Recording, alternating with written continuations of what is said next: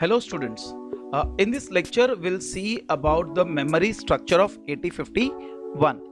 So while going through the block diagram, I've told you that it has 4K of ROM, fine, 128 bytes of RAM. But then how exactly the capacity is, what is the range, that we will see in this lecture. So let's see in details about the memory mapping of 8051. So now if you see 8051, it has external. Now let's see the program memory. We can access 64K of a program memory, okay, that is completely external. मतलब हम external total 64K memory access कर सकते हैं programme का. Now ये 64K figure कहां से आया? तो हमारा जो प्रोग्राम काउंटर है वो है 16 बिट का. अब प्रोग्राम काउंटर 16 बिट का होने की वजह से I can have 2⁻16 locations. That comes to 65536, which comes to 64 kilo. Okay, so that is external memory. But then 8051 में around 4K internal memory तो है, तो हम बाकी की 60K externally लगा सकते हैं. तो या तो पूरा का पूरा 64K externally या फिर 4K internal and बाकी का 60K external. तो इस तरह से हमारा प्रोग्राम मेमोरी बन सकता है. फाइन, अब देखते हैं डेटा मेमोरी के बारे में. तो डेटा मेमोरी भी टोटल 64K एक्सेस कर सकते हैं. How 64K? तो हमारा जो DPTR है, DPTR is of 16 bits. Since it is of 16 bits, 2⁻16 is 64K. That comes to 65536 again. Fine, तो हम टोटल एक्सटर्नल 64K का रैम लगा सकते हैं या फिर इंटरनल ये जो है अप टू F8 ये इंटरनल इतना और बाकी का एक्सटर्नल. तो इस तरह से हम मेमोरी को एक्सेस कर सकते हैं. तो इन ऑल स्टैटिस्टिक्स क्या हो गया कि we can have 64K ROM, 64K RAM, which is combination, both are combination of internal plus external memory. Fine, तो ये हो गया उसका मेमोरी मैप. अब थोड़ा और डिटेल में देखते हैं. डिटेल में तो ये जो 128 बाइट रैम जो है, 128 बाइट रैम, अब ये देखो they are divided into 4 registers bank. Already मैंने आपको बताया हुआ है कि देयर आर 4 रजिस्टर्स बैंक. लेकिन इन रजिस्टर्स बैंक के एड्रेसेस देखो, 0 से लेके 7, 8 से लेके F. मतलब अगर मैं कोई इंस्ट्रक्शन ऐसे लिखता हूं, मूव R0,40 हेक्स, तो मैं उसके जगह ऐसा भी लिख सकता हूं, मूव 00,40 हेक्स. अब क्वेश्चन आता है कि 00 कहां से आया? तो ये 00 यहां से आया जो कि उसका एड्रेस है.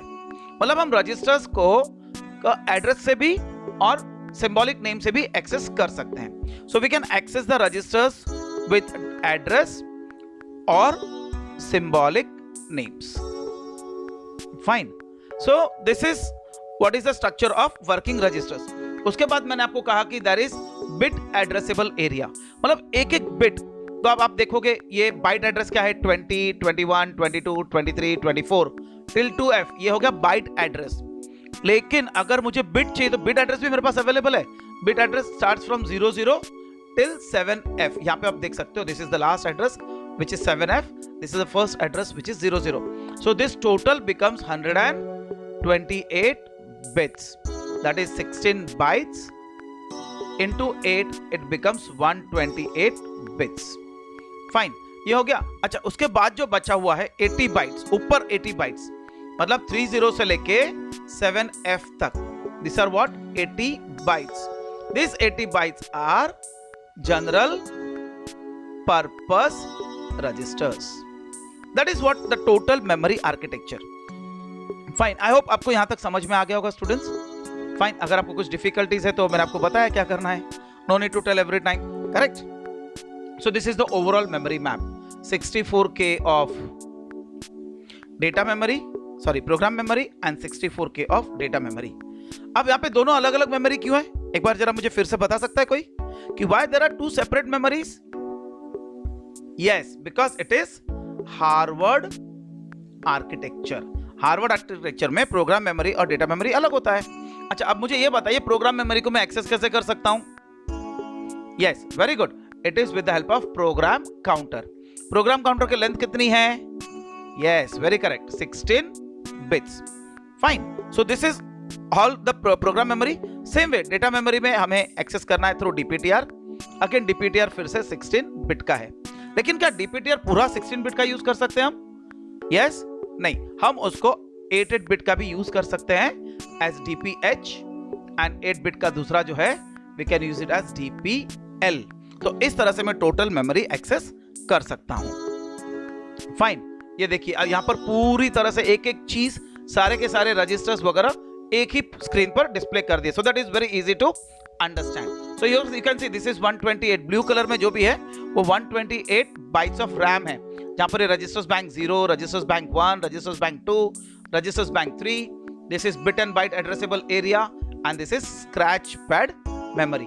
तो ये हो गया टोटल 128 बाइट्स, यहाँ पे हो गया 128 बाइट्स। उसके बाद आ जाते हैं एसएफआर। तो मैंने आपको बताया था एसएफआर, हर एसएफआर 8 बिट का है, it is of 8 bit. Okay, हर एसएफआर को एक एड्रेस है। फाइन, तो जो बिट एड्रेसेबल और बाइट एड्रेसेबल है दोनों इसमें दिखेंगे। तो जितने भी बिट एड्रेसेबल है उनको यहाँ पे इंडिविजुअल एड्रेसेस दी गई है, ये देखो, this are individual addresses of the bits.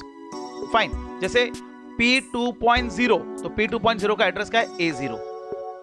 Okay, address है उसका A0। और अगर P2 लूं तो उसका भी एड्रेस है A0, मतलब फर्स्ट बिट के एड्रेस सेम है, बाकी उसके बाद 7 बिट्स। आप P2.0 एज अ बिट के लिए ले सकते हो, और अगर बाइट एड्रेस करना है तो you can take P0 as byte.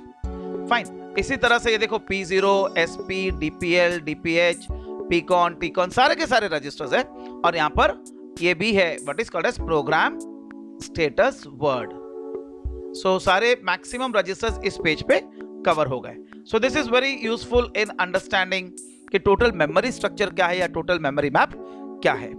Fine, so I hope students आपको ये मेमोरी मैप क्या होता है, टोटल मेमोरी एक्सेसिंग कितनी होती है, मेमोरी किस किस फॉर्म में होती है 8051 में, everything you have understood. So I hope it is clear to you. Have a nice time, take care.